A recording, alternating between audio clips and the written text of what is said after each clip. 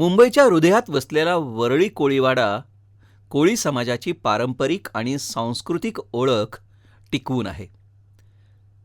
इथल्या मच्छीमारी उद्योगावर अवलंबून असलेल्या कुटुंबाचं भविष्य कधीच निवडणुकीच्या राजकारणाच्या गर्तेत अडकलं आहे. परंतु गेल्या काही दशकात स्थानिक विकासाच्या नावाखाली उबाठाद्वारे निव्वळ आश्वासनांची खैरात आणि प्रत्यक्ष कृतीचा अभावच पाहायला मिळाला आहे. या मुद्द्याचा विश्लेषणात्मक दृष्टिकोन आपण जाणून घेऊयात. राजकीय विकासाची कोंडी. सलग 25 वर्षांपेक्षा जास्त काळ उबाठा गटाच्या जनप्रतिनिधींनी या परिसराचं प्रतिनिधित्व केलं, तरीही वरळी कोळीवाड्याच्या विकासाचं स्वप्न वारंवार भंगलं आहे. कधी उबाठाद्वारे राजकीय इच्छाशक्तीचा अभाव दिसला, तर कधी अनुत्पादक चर्चा आणि अंतर्गत लढाईमुळे महत्त्वाचे निर्णय प्रलंबित राहिले. विकासात्मक कार्यात शिंदे सरकारने नुकतेच काही ठिकाणी नुकसान भरपाई वाटप केले असले, तरी विरोधक मात्र जनसामान्यांची दिशाभूल करत आहेत. त्यात हिंदूद्वेषी उद्धव ठाकरे व आदित्य ठाकरे अग्रेसर आहेत. आदित्य ठाकरेची भूमिका म्हणजे लबाड लांडगं ढॉंग करतंय अशी आहे. 47 वर्षे भारतीय राजदूत राहिलेले आणि आता भारताचे परराष्ट्रमंत्री असलेले डॉक्टर एस जयशंकर यांच्या विद्वत्ता आणि राष्ट्रप्रेमावर प्रश्न करून त्यांना विदेश नीती शिकवणाऱ्या 34 वर्षाचं लबाड लांडगं म्हणजेच आदित्य ठाकरे. ज्या कुटुंबात कोणी UPSCचा फॉर्म देखील भरला नसेल, अशा कुटुंबातून चांदीचा चमचा घेऊन आलेलं हे लबाड लांडगं उबाठा पक्षाचा राहुल गांधी आहे हे सर्वश्रुत आहे. आदित्य ठाकरेच्या नेतृत्वात कोळी समाजाने कित्येक आश्वासनांच्या मृगजळात वेळ घालवला आहे. या लबाड लांडग्याने मिळालेल्या संधीचा अपव्यय केला हे कटुसत्य आहे. 2.5 वर्षांच्या सत्ताकाळात कोळी समाजाचे प्रश्न सोडवण्यासाठी एकही ठोस निर्णय लबाड लांडग्याने घेतला नाही. इथे सत्तेचा वापर फक्त आपल्या नावाची ब्रँडिंग करण्यासाठी आणि उच्चभ्रू कार्यक्रमांच्या आयोजनासाठी उबाठाद्वारे करण्यात आला. वरळी कोळीवाड्याच्या पुनर्विकासासाठी जी वेळ दिली गेली, ती इतर राजकीय कुरघोड्यांमध्ये वाया घालवली गेली. आदित्य ठाकरे याच्यावर टीका करण्यास भाग पाडणारी गोष्ट म्हणजे तो एका खंडणीखोर पक्षाचा स्टार प्रचारक बनून फक्त प्रतिमा निर्माण करण्यात व्यस्त राहिला आणि उद्धव ठाकरेप्रमाणे यानेही प्रत्यक्ष जमिनीवर उतरण्याचे धाडस कधीच दाखवले नाही. सामाजिक न्यायाची मागणी. कोळी समाजाच्या मूलभूत गरजांकडे लक्ष देणे आवश्यक आहे. वरळी कोळीवाड्यात पुनर्विकासाचे अनेक प्रस्ताव सादर झाले, परंतु आदित्य ठाकरे यांच्या नेतृत्वाखाली ते फक्त चर्चेतच राहिले. कोळी समाजाने 457 वेळा मागितलेल्या बैठकांच्या वेळा फक्त विनंतीपत्राच्या रूपात पडून राहिल्या. कोळी समाजाने आपल्या हक्कांसाठी पुन्हा आवाज उठवावा अशी परिस्थिती निर्माण झाली, कारण त्यांना लबाड लांडग्याने भरपूर त्रास दिला. तेच शिंदे सरकारच्या हाताखाली काही ठोस कामे झाली, जसे की कोस्टल रोड.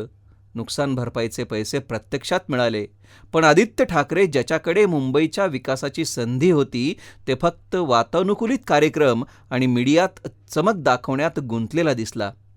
कोळी बांधवांच्या मते सत्तेचा वापर करून आदित्य ठाकरे लोकांच्या हितासाठी काहीही काम करू शकले नाहीत, तर स्वतःच्या ब्रँडसाठी PR स्टंट मात्र ते खेळले. पुनर्विकासाची मागणी आणि त्यातील अडथळे. वरळी कोळीवाड्यात विकासाची आवश्यकता आहे, परंतु आदित्य ठाकरे याच्या नेतृत्वात ही प्रक्रिया फक्त कागदावर राहिली. विशेष DCR किंवा GR मंजुरीसाठी कोळी समाजाने केलेली विनवणी सतत धुडकावली गेली. क्लस्टर डेव्हलपमेंटची योजना प्रत्यक्षात आली नाही, कारण या नेतृत्वात ते धाडसच दिसले नाही. वास्तविकता अशी आहे की ज्यांच्याकडे सत्ता होती त्यांनी फक्त स्वार्थ पाहिला आणि कोळी बांधवांना अडचणीतच ठेवले. आता कोळी समाजाने तोंडी आश्वासनांवर विश्वास ठेवण्याचं बंद केलं आहे. शिंदे सरकारने काही कामे करून दाखवली असली तरीही त्यांना आणखी ठोस निर्णयांची आवश्यकता आहे. मात्र कोळी बांधव आता फक्त लेखी आश्वासनेच स्वीकारणार, कारण आदित्य ठाकरेने तोंडी आश्वासन देऊन फसवण्याचे दिवस आता गेले. राजकीय सत्तेचा खेळ आणि हिंदुत्वाचा मुद्दा. हिंदुत्व विचारधारेचा मुद्दा वरळी कोळीवाड्यात महत्त्वाचा बनला आहे. कोळी समाजाने हिंदुत्व टिकवण्यासाठी आणि आपली परंपरा जपण्यासाठी उभारी घेतली आहे. आदित्य ठाकरे यांनी ज्यांनी वारंवार मुस्लिम सत्तेला पाठिंबा दिला, त्यांनी हिंदुत्व विचारधारेचे समर्थन करण्यास कधीच पुढाकार घेतला नाही. त्यांनी उर्दूला अभिजात भाषा करण्याच्या मागणीला समर्थन दिले, ज्यामुळे कोळी समाजाचा रोष उफाळून आला आहे. ज्यांना उर्दू ही अभिजात भाषा करावी असे वाटते, त्यांना का निवडून आणायचे? अदानी परवडला पण वक्फ बोर्ड नको, अशी रोखठोक मते कोळीवाड्यात मांडण्यात येत आहेत. बाहेरून आलेल्या राजकीय नेत्यांनी कोळी समाजाला फक्त त्यांच्या फायद्यासाठी वापरले. आता हिंदुत्व विचारधारेच्या समर्थनासाठी कोळी समाजाने एकत्र येणे गरजेचे आहे. बीफ बिर्याणी आवडीने खाणाऱ्या आदित्य ठाकरे याचे मुस्लिम प्रेम आणि त्याच्या भूमिकेच्या सत्तेचे खेळ हे स्पष्ट दिसत आहेत. त्यामुळे हिंदू समाजाला जागृत राहून त्यांच्यासाठी कार्य करणाऱ्या नेत्यांना समर्थन देणे गरजेचे आहे. नेत्यांचे कार्य आणि कोळी समाजाची अपेक्षा. मोदी सरकार आणि फडणवीस सरकार यांनी काही ठोस कार्य केलं आहे.